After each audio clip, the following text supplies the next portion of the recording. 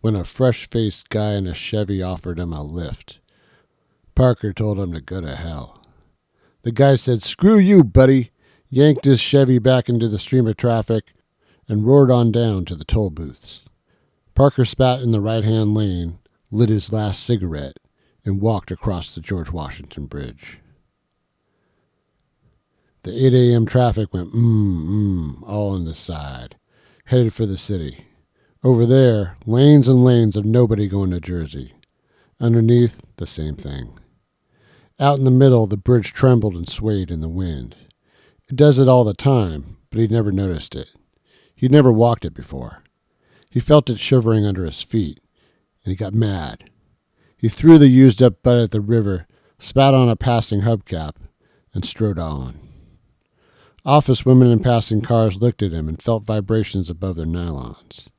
He was big and shaggy, with flat, square shoulders and arms too long and sleeves too short. He wore a gray suit, limp with age and no pressing. His shoes and socks were both black and both holey. The shoes were holey on the bottom. The socks were holey at the heel and toe.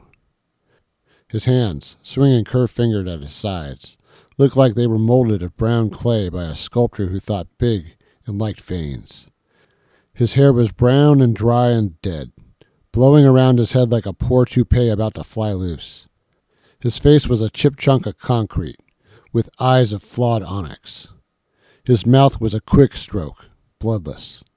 His suit coat fluttered behind him, and his arms swung easily as he walked. The office women looked at him and shivered. They knew he was a bastard. They knew his big hands were born to slap with, and they knew his face would never break into a smile when he looked at a woman. They knew what he was.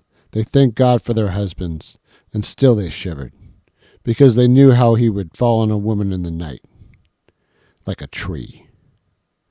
The office men drove by, clutching their steering wheels, and hardly noticed him. Just a bum walking on the bridge.